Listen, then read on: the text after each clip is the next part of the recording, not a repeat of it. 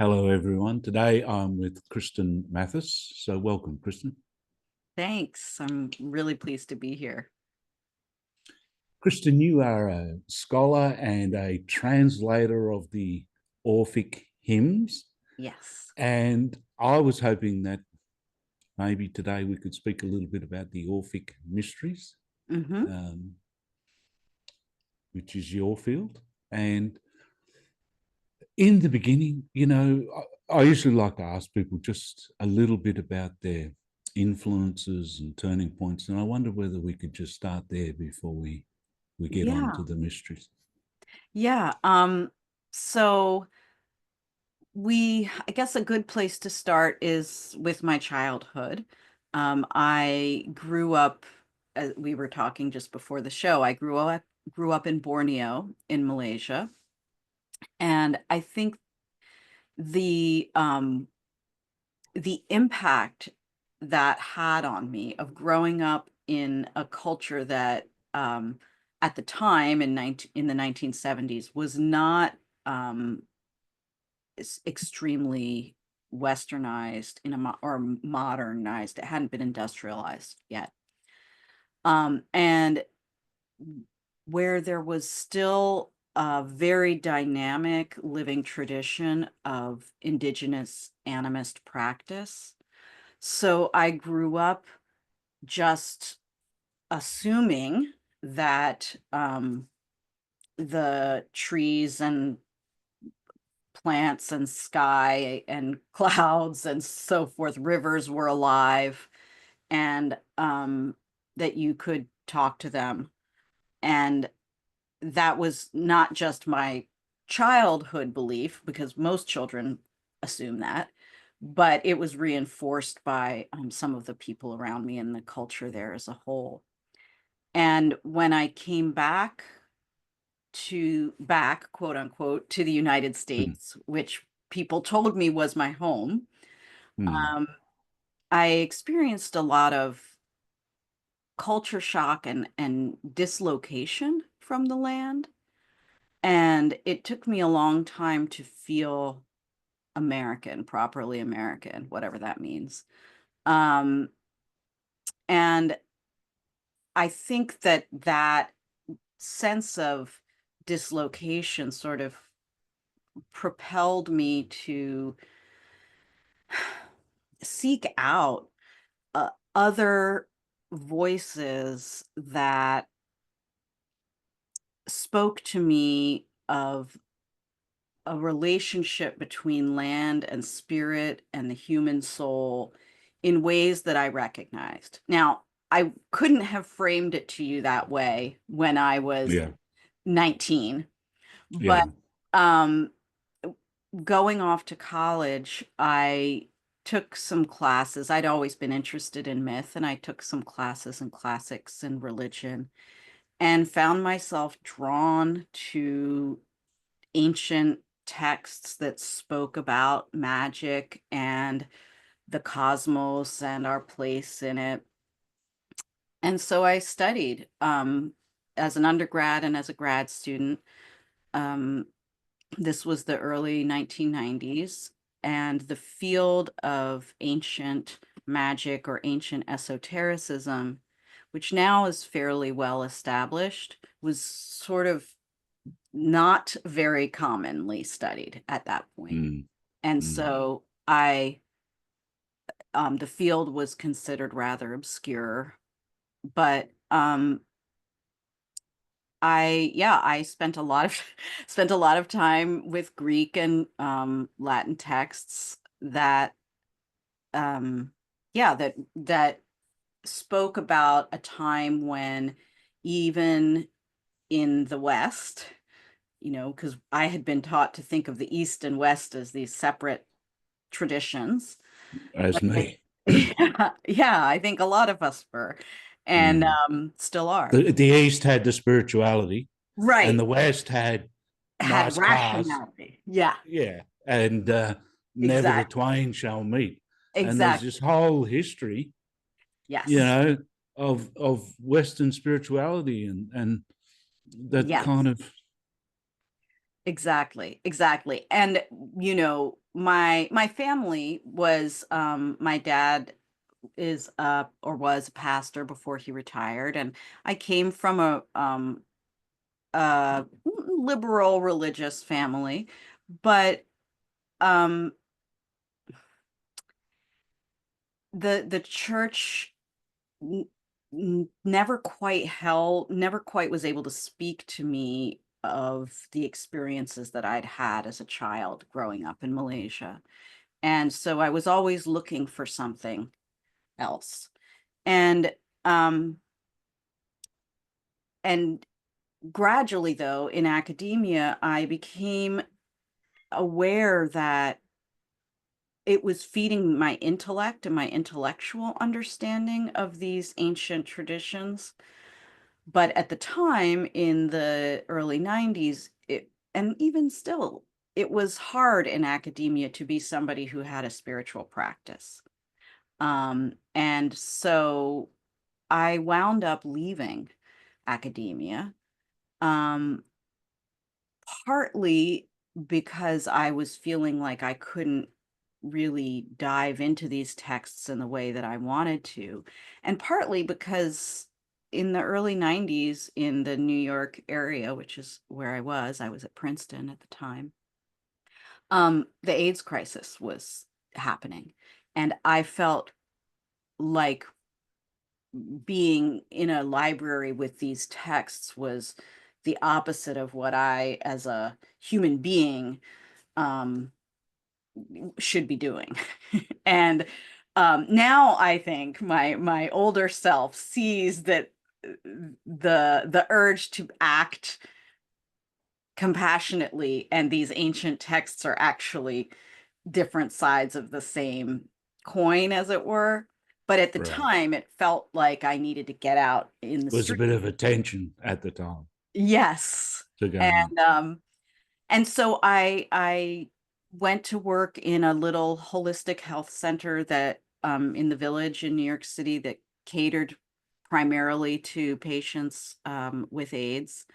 And you know, one thing led to another, and I found myself studying Buddhism at nights with a Tibetan Buddhist teacher, very seriously for a number of years, and taking these byways through a career in holistic healthcare and then in Waldorf education. So encountered Steiner and theosophy and anthroposophy and that sort of thing. And to make a long story short, the pandemic hit, and I got sick with long COVID.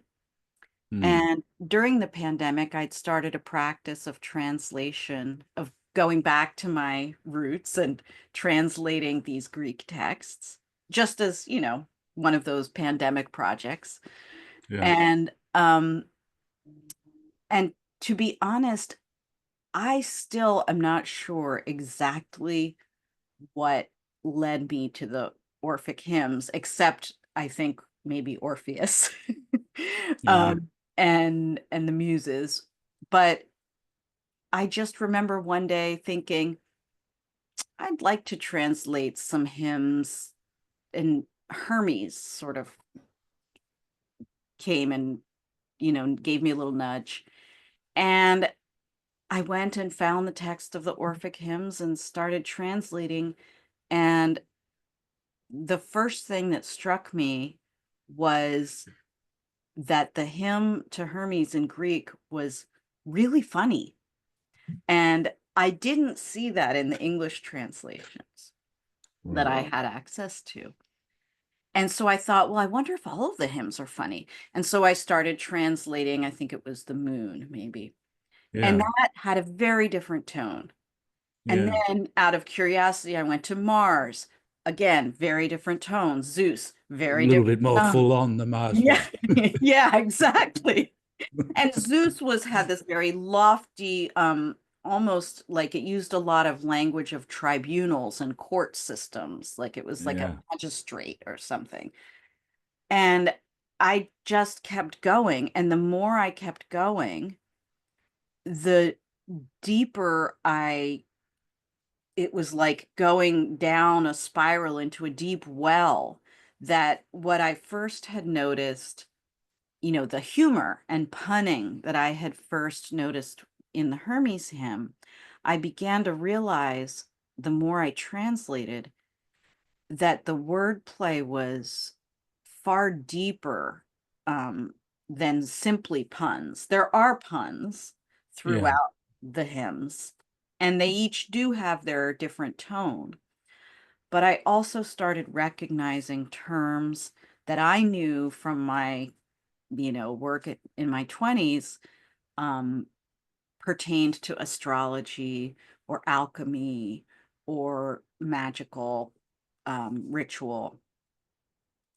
And what struck me, this was probably like 3 or 4 hymns in, I started to think this these hymns have been written, it's clear to me that they've been written intentionally in a way so that you can read them very straightforwardly as descriptions of myth and Yeah. deities.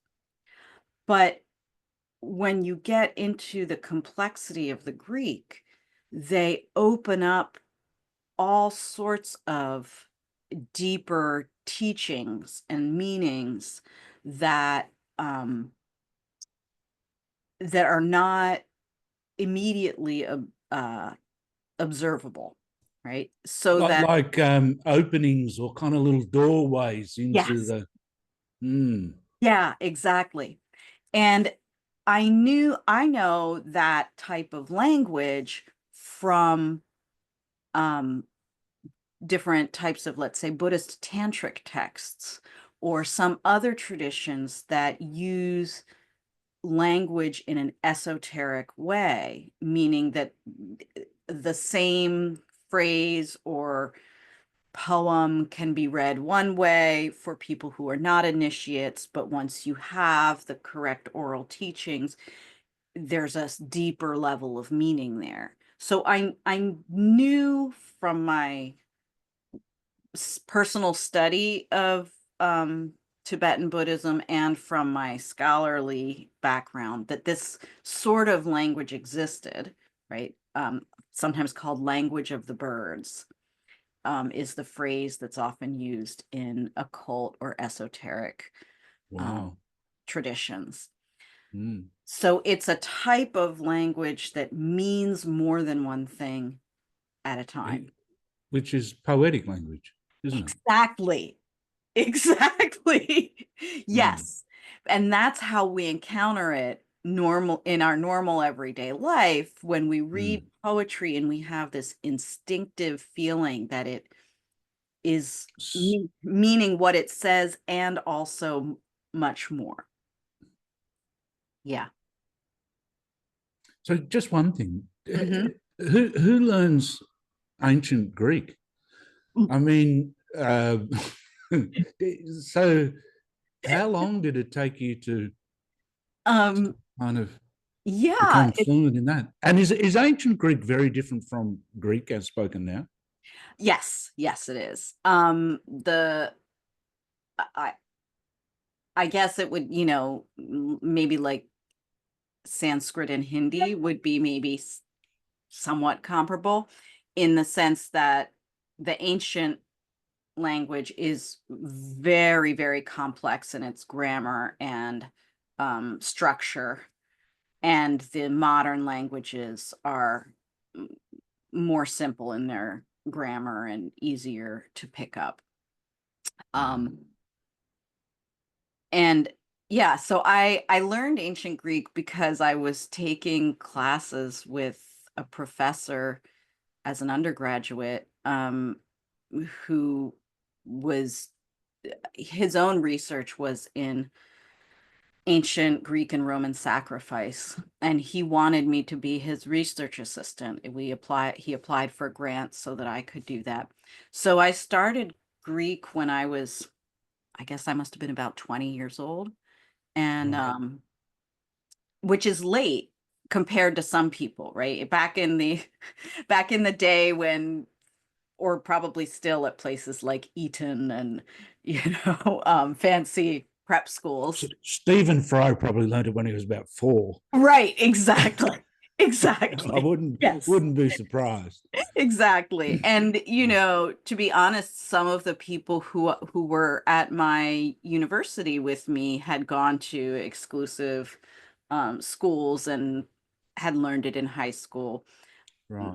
I you know, I didn't have that type of high school education. So Mm. I started in college, and Mm. and I continued through grad school. And when I first began translating during the pandemic, my Greek was definitely rusty. Yeah. But I just, persisted and it Mm. came back. And Mm. and one of the things that I've found fascinating, just on a personal note, is that Mm. I think I'm much better now at Greek than I was at the height of my academic ability when I was younger. And Yeah, that's interesting. right, Why is that? I think it works on you in your subconscious, or it I think on a more spiritual level, I feel like language language works through us and in us. And I often feel like the Greek is reading me, if that makes sense, or like riding me like a horse, right? That I'm just the means by which the text is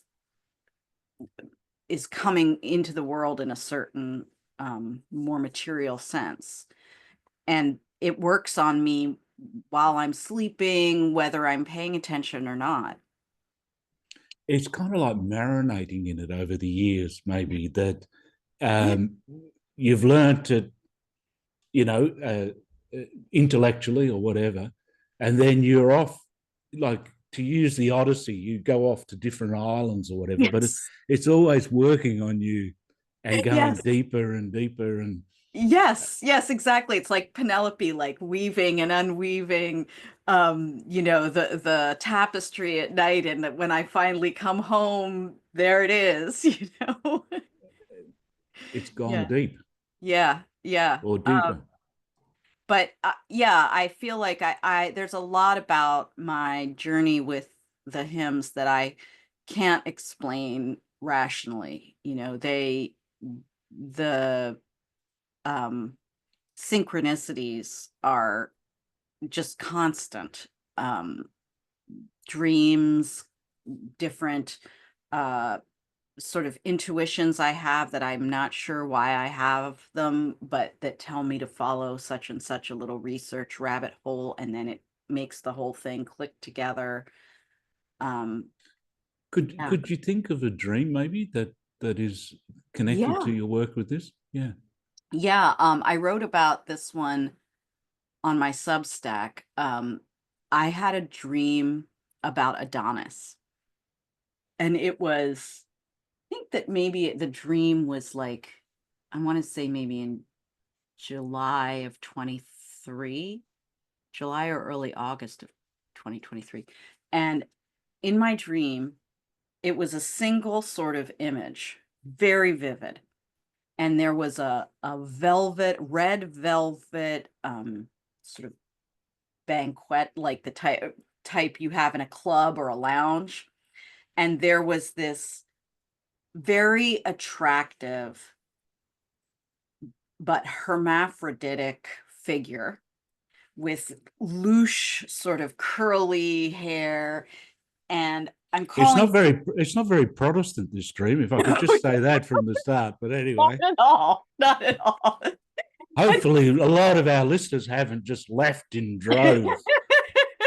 Well, wait till you hear the rest of the dream. But he was lounged like this in a club, completely nude, and had the genitalia of both genders.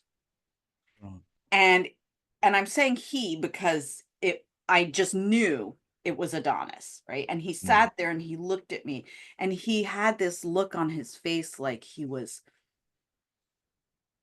like a drugged out club boy, honestly. Like, and I looked at him, and although I'm describing him in a sort of funny way, the feeling that I got when I woke up was um so holy and sacred, like I had just been visited by a god. And I woke up and I immediately um sketched it out, and then wound up doing a small painting. And I sat down and I thought, well, I guess I better translate the hymn to Adonis. And as I did, the hymn opened up for me in ways that it hadn't before. I mean, I'd skimmed Right. him before, but Yeah. it opened up and it made me see that part of what was going on. And you know, I really believe that what I was experiencing was the desire Hello. of the cosmos, or the universe, right? The desire of the earth to help me see the beauty of the wasteland, or the beauty of decay and the beauty of the dying. Um, in myth, Adonis is Aphrodite's lover, and he dies young. He dies a tragic death. And she wants to rescue him from his untimely death.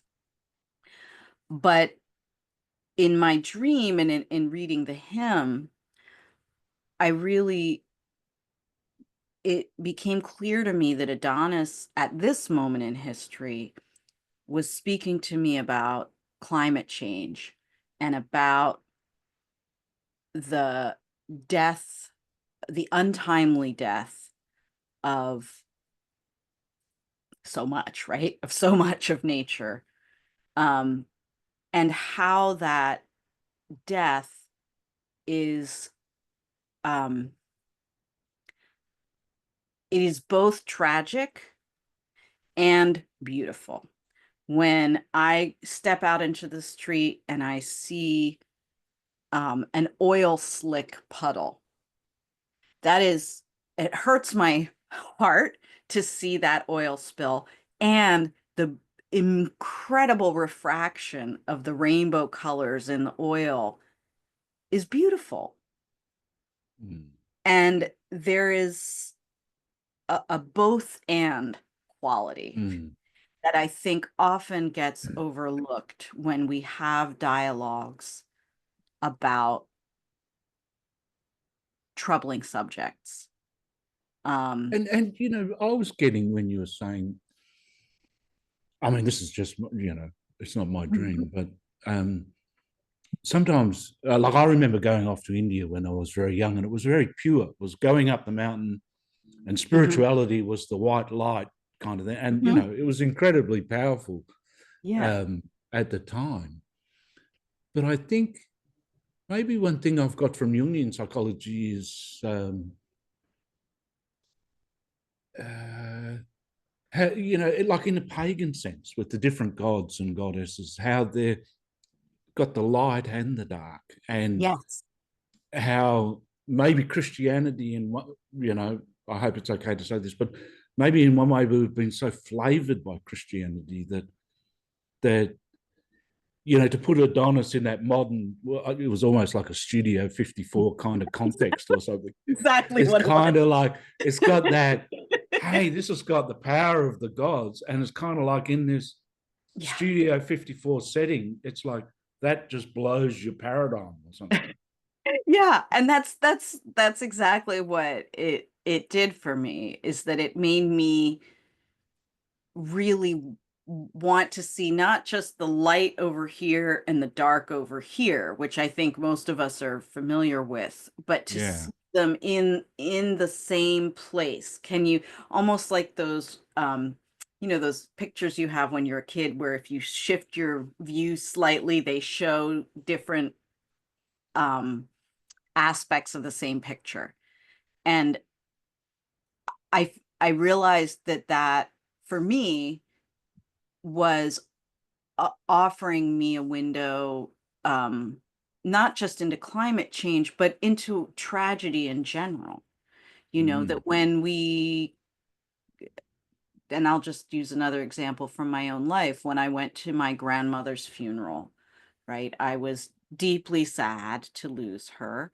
And there was an incredible beauty of yeah, hearing everybody's memories, right? mm, And of seeing the effect she had on people's lives. And mm, I feel like so much tragedy has that quality. Um, mm, and part of our process, part of our growth as human beings is to be able to sit with the both and mm. of light and dark.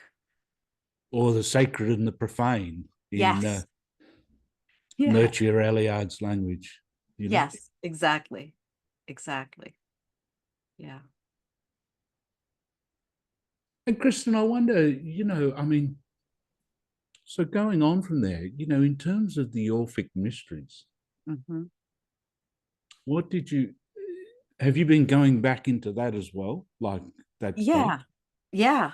Um, so I mean, I guess I can give, would it be helpful for me to sort of give a time and place and little, Yeah, I think so. yeah. So the Orphic Mysteries were a set of, um, I mean, this is all, to our best knowledge, right? Which is Yeah. always evolving because we continually find new archaeological sites or papyri. But the Orphic Mysteries were a set of rituals and rites that were, um, we can date back confidently to the 6th or even 7th centuries BCE, right? So we're talking several hundred years before Plato. Um, Mm, m- it's one of our oldest traditions in in the sort of Western Mediterranean, right? In Italy, Sicily, Greece. The Orphics themselves claimed that it began in Thrace, which is what is now modern day sort of Bulgaria, Macedonia area. And but what we know is that the rituals traveled throughout, became popular throughout Greece and the Greek colonies in Sicily and southern Italy, as well as other places. And they produced this set of texts, 87 hymns that are hymns to the, not just to the gods that we know of from, the Olympic gods of myth, but also different natural forces. So to the thunder or the clouds or to the night. What we know about the mysteries is much more constricted than what we know about the hymns, because we have the hymns. right. And they are, in some ways, the best evidence that we have for what the mysteries would have been. Because Okay. Greeks were very, very good at keeping secrets about what happened in the mysteries. Well, they say with the what is it, the Eleusinian mysteries that Uh-huh. no one quite knows Like Yeah. it was meant to, you were meant to keep it a secret. You were And meant to it, keep it a secret. And so we know that what they were depending on which set of mysteries you're talking about. But yeah, um actually let me back up one moment. So we have to remember that in the ancient world in general, yeah, your religion was a state religion. Everybody's day-to-day religious practice interacted with the political system, right? So you might right, have your gods at home, but when you have a festival that is held, let's say on the Acropolis, the temple to Athena, and there are state officials there, the people are appointed, and so it functioned um, as part of the state system. right, The mysteries, some of them were more a part of a city or state government, like Eleusis, yeah. but Which um, was just out of Athens, like yes, which is 100 which miles or whatever, whatever. yeah, so there was a city of Eleusis, there was a hereditary set of hereditary positions that a particular family held that sort of held the tradition of those mysteries, much like we might see today in certain let's say Tibetan Buddhist traditions where different families hold the set of teachings for a particular lineage, or even I live in Brooklyn, there are many different Hasidic Jews that live in my neighborhood. And so, you have folks that follow one rabbi or another rabbi, right? Right. Um, so like the Eleusinian mysteries were based in a particular location with a particularly hereditary lineage. Yeah. With the Orphic mysteries, we don't know um, who were the teachers, and they don't seem to have been associated with a particular location. I I tend to think that and this is based on a number of factors, some of them in the texts themselves, and some um, historical factors. I tend to think that that they were written down for the first time. The hymns were written down in the around 500 BCE and probably in Sicily or southern Italy somewhere. Um, and what the hymns would have been used for was maybe 1 day to 3 day marathon ritual, right? These hymns, scholars are pretty agreed on the interpretation that these hymns would have been all used at the same time. So it would take a set of initiates on a journey, a spiritual Through. journey through these hymns. And the idea was that you fundamentally changed something about yourself over the course of this ritual journey. And we know from the hymns that each hymn was dedicated to a different facet of the divine. And each hymn ends with a summoning of that facet, right? So you ask Zeus to be present, you ask Aphrodite to be present, you ask the clouds to be present, you ask the winds to be present. And something about the interaction of the initiates in that space, the celebrant who's performing the ritual, which would have included incense, dancing, probably certain special clothing, sometimes substances.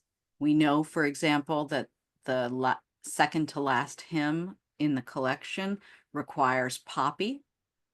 So that, this combination of sounds, smells, tastes, perhaps, and dance would have produced altered states, and in which they were summoning deities or different cosmic elements to be present, and that through this journey the initiate was believed to undergo what I'd call an ontological change.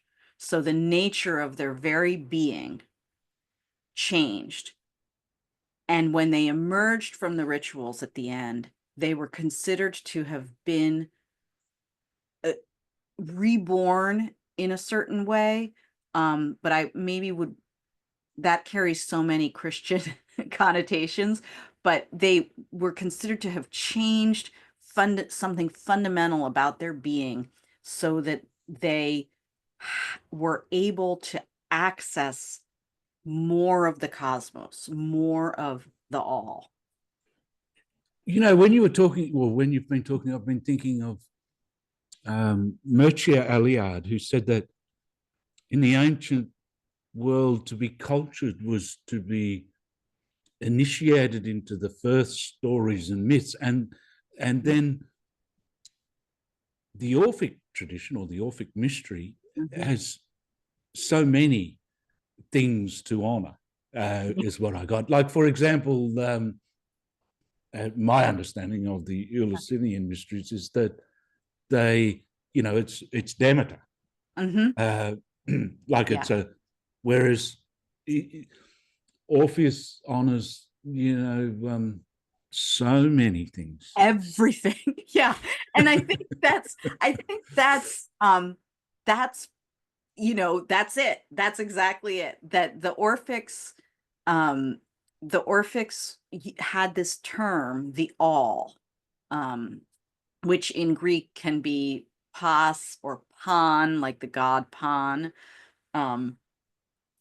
or sometimes they called it haponton, like all the things, right? So the all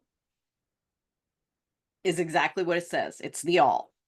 It's beyond human comprehension in our logical mind, because it is, for the Orphics, it was neither being nor non-being. It transcended being and non-being. And the best word that they could come up with was the all. And when Orphics, this is going to seem a little bit of a tangent, but I hope it gives a good image. The Orphics, when they thought about numbers, they thought of them as existing within a circle, right? So you had a circle, and then within that circle, you had two other circles. And that would be a representation of two. You never lose the big circle. Is there an Orphic egg? Have I seen an Orphic egg somewhere? I have. Which is that right here? So is that kind of the same idea? Yes. Yeah. Yes. The egg is like sort of the first thing that comes into being. Yeah. But the paradox for the Orphics, as for other pre-Socratic philosophers, is that as soon as you have one, you have two, right? Because they understood that as soon as you say this exists, you're positing that the non-existent also exists, right? So I say there's being, there's also non-being. Right. Okay? And so the Orphics had this wonderfully multifaceted way of talking about the all, because it's beyond language or regular language to speak of. You had to experience it in all of your senses, and using music and using dance and using smells and community to begin to experience the many facets of the all. Yeah, which is so beautiful. I, Yeah. I don't know who it was in Greece, and maybe it was a lot later, said that to worship one God is a mistake, you know, um, Yeah. that it seems like a human inclination, to Mhm. the, well, what we would call monotheism in a way. But the poly, and then when you were talking right at the beginning that Mhm. the hymn to Hermes is in such a different style than, Yes. uh, one of the others, So it's kind of like they went into the different style and flavors. This is what it seems like to me, that they went Yeah. in so much to it to honor the different style and tastes, Exactly. Exactly. Yes. I but mean, within the egg kind of thing. but within the egg, yeah. And one of the images that I use, this is my image, not theirs, but I think of it. Do you know those gaming dice that have like 20 faces on I, them? I Or haven't seen those. okay, well, even a six-sided dice, right? Yeah. If you have a die, you it doesn't make any sense to say, is this face, is it the die or is it not the die? It both is and isn't. It's Mm, part of it, but if you only look at that one face, you're missing the whole thing. But you can right. never see the whole thing at the same time. Mm, And the gods are like that for the Orphic, mm, right? mm, So if I look at the all this way, I'm going to see Aphrodite, but if I look at it this way, I'm going to see Zeus, and if I look at it this way, I'm going to see Hermes. mm. And they it's not that they're all the same thing. They No, aren't all the same thing. no. It's just like the sides of the die aren't all Yeah. the same thing, you But they know? all have a lot to do with each other. So, Exactly. like even in the Yeah. hymns, they're Yes. interconnected, or Yeah, they're interconnected. A lot of you find one god will be given a certain epithet, and then that epithet will come up again for an entirely different god. And that's usually a signal that there's some connection there, that they're facets of the same being. So, I'm trying to think of a good example, but um, yeah, like for instance, Aphrodite is has certain epithets that are also used for Zeus, or you know, right.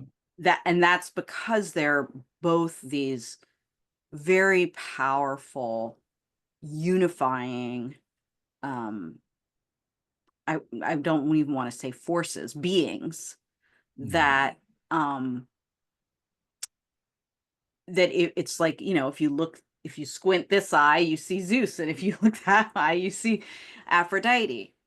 Um and that's not just true of gods that are similar to each other. Sometimes gods that seem very different from each other are also use similar language. So there's a yeah, it's fascinating to look at it. yeah. Um, but it partakes of this. I guess what I love about Orphic language is Mm, that it's very generative. You're always adding on deeper and deeper connections and interconnections. right. Um, it, you're not it's very different than, let's say, Plato or certainly Aristotle, where you're trying to get very specific definitions, and what do we mean by the good, what do we mean by um the beautiful. That would be, let's say, Plato. But for the Orphics, they want to riff. It's like jazz music. you know, Mm. and Yeah. that and the song. So singing was very important to the Orphics, and the songs the songs are not just um, words, right? But of course, they're also sounds and they're also dances. So there's this like, They were um, all combined in the ancient world often, weren't they? Like poetry was put to song, yes, yes, was put to dance maybe at the same time. yes, yeah, Mm. exactly. Yeah. Mm. Wow. And they had a connection to the stars, the Orphics too, didn't they? Yes. So this is one of these layers within um, the hymns that I began to uh, really, yeah, just realize just how deeply just how deep the esoteric content of the hymns is. And I'm certainly not the first person to recognize that, but uh, I think that that the esoteric content tends not to make it into English translations. Right. Um, so the Orphics, if you read an Orphic hymn, when you read it the first time through, it, especially in English translation, but even in the Greek, there's a fairly straightforward way to read it where it's simply telling you about all the qualities, let's say, of um, a particular god, or Yeah. a natural phenomena like night. Right? So night, it's dark, you're dark blue, and blah, blah, blah, and you can read it through, and it makes perfect sense that way. Yeah. But if you know how to read, or if you know what certain words mean in astronomy Yeah. slash astrology, um, you can begin to see that these very poetic images, let's say, of Suggestive. yes. So In Jung language, it would maybe be between the literal and the archetypal or something. That yes, in the archetypal, there are suggestions, poetic suggestions of or yeah, openings into areas. yeah, yeah. And in some cases, the hymns actually, I want to say, like, they encode uh actual teachings on Ah, stars. So, right, for instance, when it says in the hymn to the stars, it talks about them turning circles. It uses this lovely image of night as a mother to the stars, and her right, skirts are sort of spread out around her, and she's wearing a belt, and the children, the stars, are running on little, I translated it as twinkle toes, but it's sort of like glimmering, darting feet around and around under the skirt of night. And that's a gorgeous poetic image. And the some, knowledge is built in. I get yes, it now. It's like it's not just archetypal suggestion, but the deep knowledge is yes, is built in. there. And if you can just imagine that that hymn is one that I love to use as an example, because I can just imagine um, a new initiate hearing that hymn and maybe having an experience of a dance, right? I can imagine some sort of dance, twirling dance, um, where certain people are representing the stars. And then maybe later, at some point in their, after they've been initiated, they are taught. And they are taught, okay, the belt means the ecliptic in the sky. Yeah. and the night, her skirt is means this part of the sky, and these are the planets, and this is how they move. Yeah. Right. So that's a single example, but that type of depth is there in every hymn that I've translated. Yeah. That's cool. Yeah. That's that initiation into the first stories and myths and knowledge and Yeah. all happening at the same time. Yeah. On I don't know if you've it makes me think of what I know about Aboriginal storytelling. And I am not an expert on that, but I've been listening to Tyson Yunkaporta's book Sand Talk recently, Mm, mm. just learning about the way that knowledge is transmitted through story and song. Similar kind of in Yeah. the well, as I understand in Aboriginal culture, that one of the there's a song man, too, Mhm. and it's kind of like through the dance, through the ritual dance, the song, the teachings are. Yes. Exactly, Yeah. exactly. They're imparted um in stages, and Mm. through through the story, through the song, and through the land, right? That Through the land, but and also the Milky Way and everything. I remember uh-huh. going to Yeah. Uluru and listening to an Aboriginal lady speak about Uh-huh. Aboriginal astrology, and the Yeah. constellations. So that was included in it as well. Yes. That Yes. whole talk Yes. with the constellations and what they were and what was happening there. Yeah. And I think that is very much what's going on with the Orphic hymns. We're seeing, I feel like with the hymns, we're getting a glimpse back to a time um, when that type of land-based storytelling, and land Mm, including the sky, right? The cosmos-based storytelling mm, was a living tradition and transmitted through knowledge keepers yeah, in a way that I think would be familiar to many indigenous cultures in the world today. yeah, yeah, But we don't think of that as we started out by saying that we were taught that the West is here and the East is here. We yeah, don't often think of the Western tradition as being rooted in that type of indigenous land-based storytelling. And indeed, it's, you know, a lot of that has been stripped away. But when we go back, we can see it. see it. Yeah, I remember. I was thinking this morning when I woke up, like, history at school, like it's been drilled into me. The Battle of Hastings was 1066. Like I'll never forget that ever.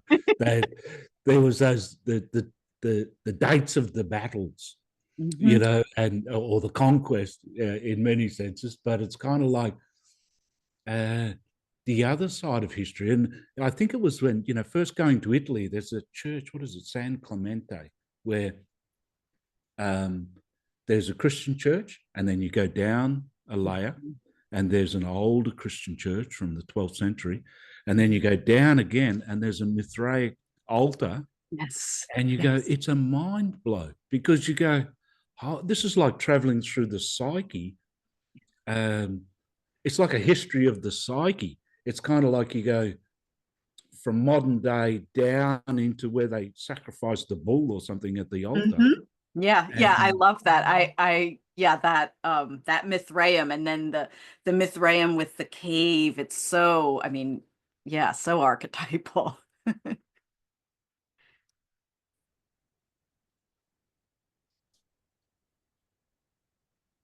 we just seemed to cut out there for a Oh second yeah, ago. yeah, we did. Okay. Are you You're back.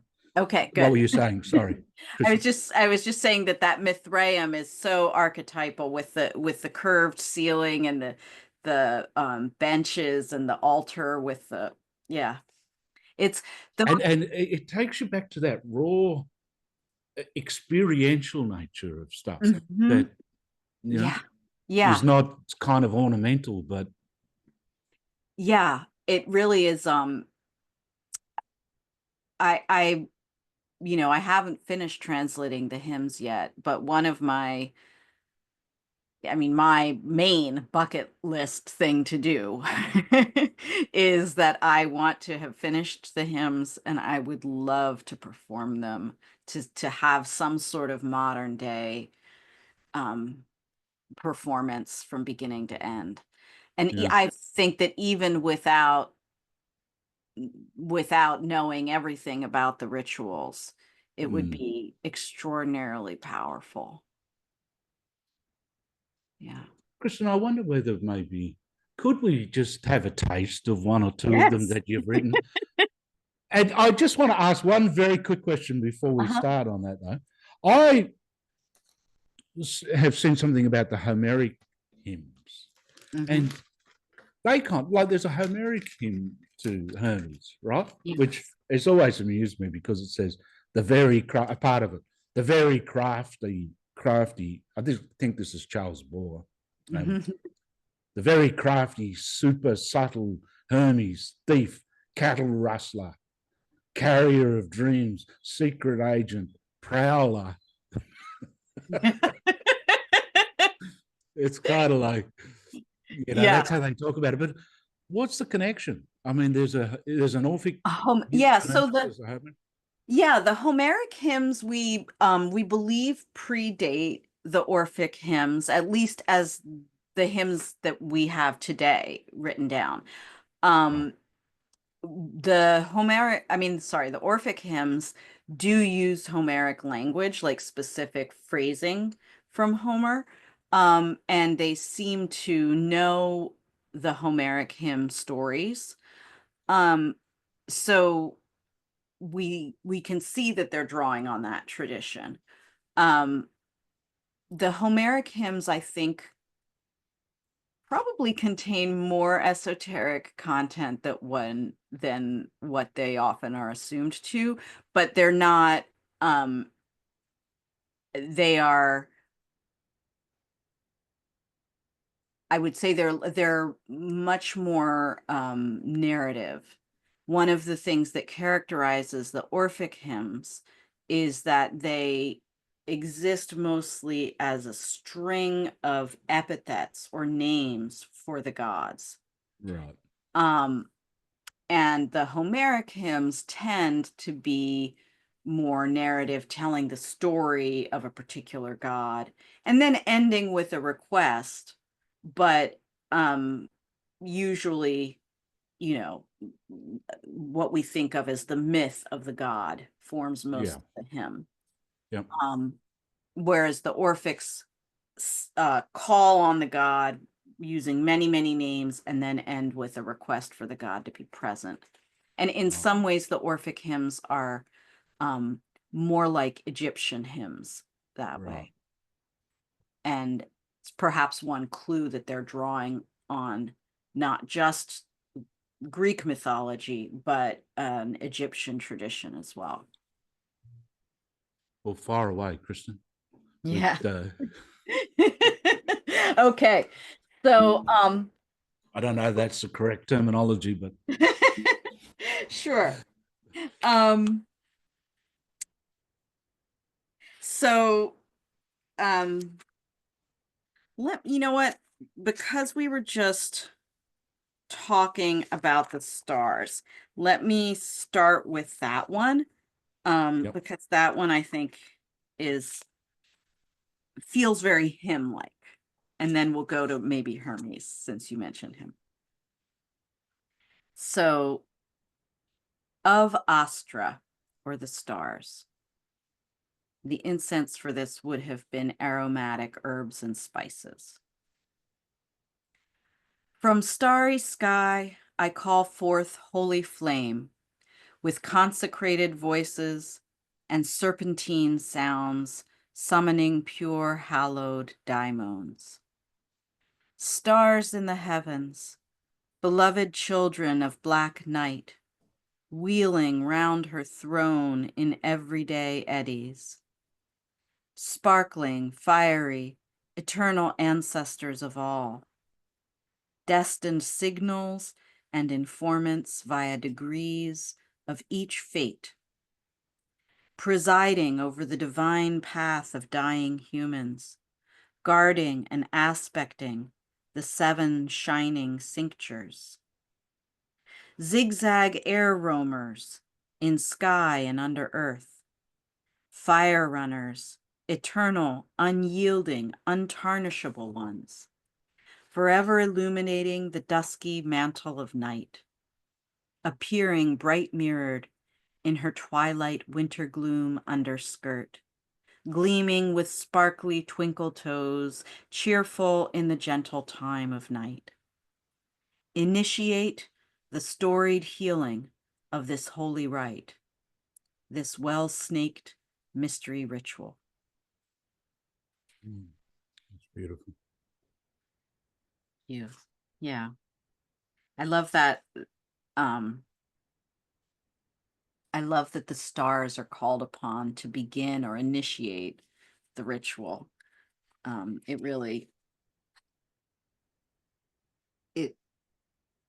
really speaks to me of how the mysteries,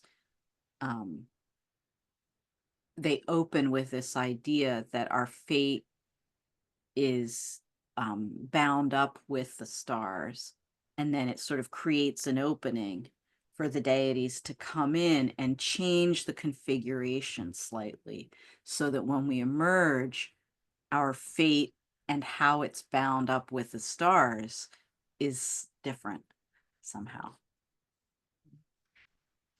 Okay, so that one is very Something about right relationship with the cosmos too. yes.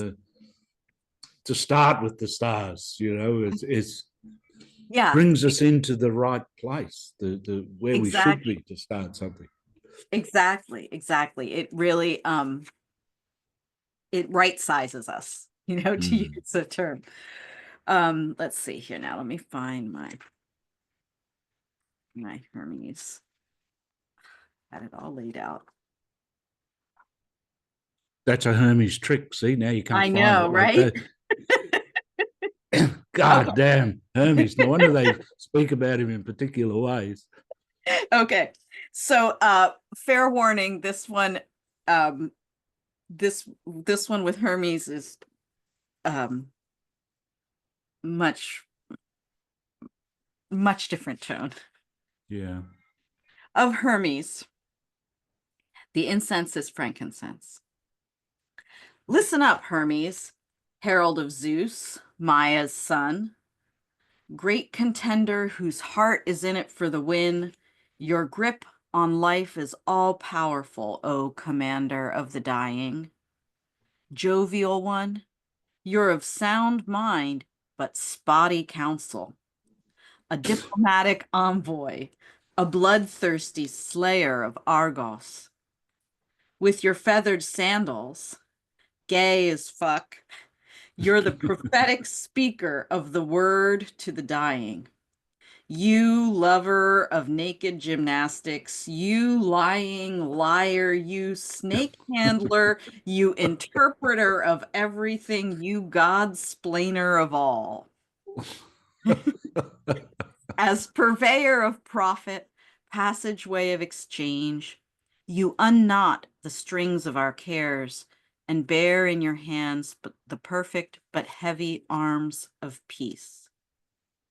Blessed one, you are of the Carichian cave, bringing luck and delight, O skilled speaker, O shady storyteller. Ally to forced laborers, friend to those in cruel bondage, an aid to the dying, bound by necessity. Your tongue is a wicked weapon, a wonder to humankind. Hear my prayers. Give me as a companion a good end of life, in work, performance, and ritual, in pleasing speech, in the graces of words and celebrations of the word. and in the muse of memory. Mm. That's fantastic too. it's it's really, and the funny thing is it really is that funny in Greek too. You know, when Yeah. I burst out laughing the first time I read the stanza, which has, you know, the feathered sandals and the, I translated it as gay as fuck, but the word in Greek, it means it's a slur. It's a not a slur. It's a slur when it's used of women. It's just a descriptor when used of men, but it refers to somebody who exclusively loves males. And it's a word that you find in comedy to talk about sort of the dudes who go down to the gymnasium where the youths are practicing and stand around watching them practicing naked, you Mm. know, and that's what Hermes is called. And he's called a liar and a snake handler and just it, I love the familiarity of this hymn, Yeah. you know, Yeah. and it's so appropriate to Hermes. Mm. And also in here is stuff that's quite serious. Hermes as trickster Yeah. is an ally to the enslaved, you know, to people. Yeah. Yeah. And I think that it's such a, I mean, it's such, just within its own right, the humor is so beautiful, but it's kind of like, and humorous, but it's that our understanding of Hermes, the mercurial messenger, mhm, sometimes I don't know how to say this, but within the divine, again, sometimes it's like we have the, what is it, very official, formal sense of the divine or something, but we mhm, forget how this other energy is so necessary. That fast mhm. tongue, the slip Yes, of the tongue, the Bob Dylan kind of, you know, the answers are blowing in the wind kind of Hermes statement or something, yes. which is actually liberating the underclasses or the 60s youth or the, Yeah, yeah, or speaking to them in a way that maybe organized religion couldn't speak to them at that time, but yeah. giving a message. No, I think about that a lot. I think about, you know, in American history, the figure of Harriet Tubman, for instance, who helped the slaves escape to the North, and Right. how you know, fugitive Hermes slaves feet. need to run in zigzag paths. They need to dissemble. They need to lie. There's a liberation that and trickiness that is required when you are, like you say, part of the oppressed class, right? Mm-hmm. And so, you know, and same thing, he's called the purveyor of profit and passageway of exchange. Anytime there's transactions, whether Mm. they're above board or not above board, Mm. Hermes is there. He's Mm. the The god of the transaction. exactly. He's the guy, he's the message and the medium of the message, right? Like he's the wire and the telegraph, the message that you receive. Yeah. Um, and I think yeah, I love to think about that aspect of the divine because I think that in modern Western culture we don't have that at our forefront, you know. Mm. Could use a little trickster. You know, one thing that reminds me of in Bali is the way parents uh, talk to their children is often in a very Hermes way. Like they tease the children a lot. There's a lot of love, right? Uh-huh. And of course, I'm generalizing a little, but Yeah. it's the poking and Yeah. the teasing. When I first went to Bali, it's quite the intensity of it is a surprise, you know. Mhm. But you can see how it's readying someone, or uh, Mhm. and I sometimes think about good teachers is the way they turn things upside down in front of you like that. Is it's not just a straight transmission. It's a, hey, we'll pick this up, we'll pick this rock up, and then turn it upside down, and then kind of Mhm. confound you a little bit, and then you know you're left in that space, and Yeah. Yeah, it's yeah. interesting. Yeah, I agree. And I think that you know, Mercury's related, well, he's, you know, he's related to the Muses and mnemosyne or memory. Um, and so, hence his traditional association with learning and writing and language. Um, Community. yeah, exactly. And Orpheus himself is, his whole myth. Most folks, if they are aware of Orpheus today, tend to associate him with the myth of his um, going to the underworld to retrieve his wife, Eurydice. And that is a part of Orpheus's myth. But for the early Greeks, the thing that he was most noted for was his singing and Yeah. his ability for his songs to enchant the trees and animals and gods Yeah. and winds, and the way that he so the myth is that, and I should preface this by saying there are many in Greek myth, there are often several versions of a story that Mm, exist simultaneously, right?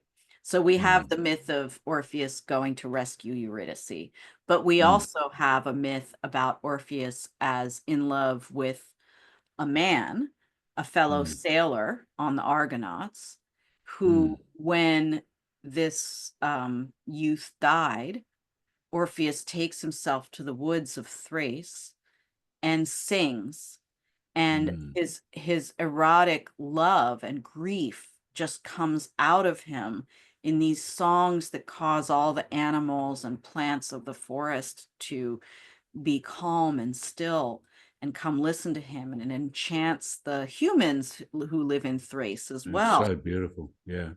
And they in this version of the myth, some of the Thracian women fall in love with Orpheus, and he doesn't have any time for them because he's still singing his love song, Right.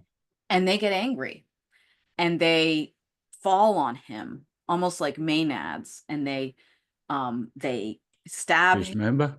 and they dismember him, they cut off his head, and they throw his head into the ocean, and the head continues singing, and it sings as it floats in the ocean, and it washes up on the shores of the island of Lesbos, which in Greek history is the place where poetry was believed to have been born. It's the home of Mm, Sappho, one of the most famous Greek poets. And Orpheus's head washes up on this island. The locals pick it up, and the head keeps singing, and they write down the songs, and the head goes on to become an oracle.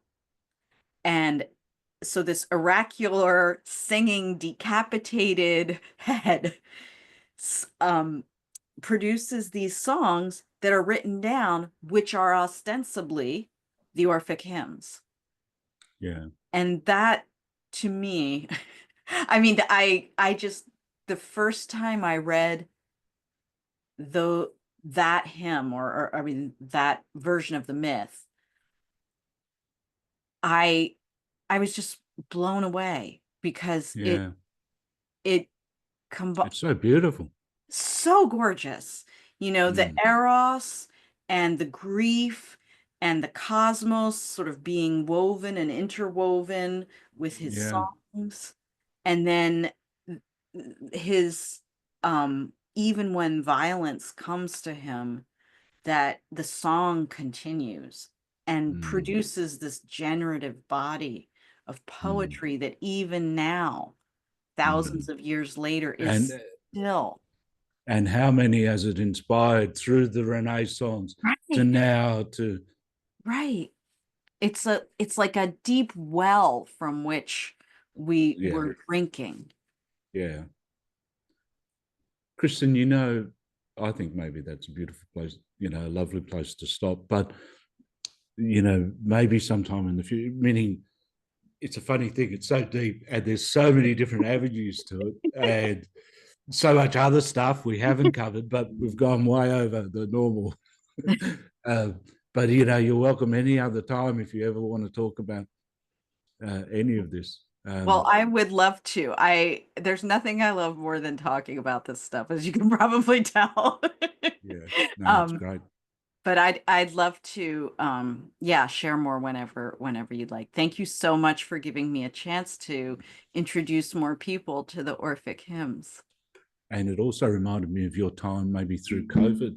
That one keeps on singing, or that forced you into more singing and Yeah, and and translating. you know, But any, n- sorry. no, that's so beautiful. I had never thought of it that way, but you're exactly right. Yeah, Hmm. you're exactly right. Thank you very much, Kristin. Oh, thank you, John. It's been a pleasure.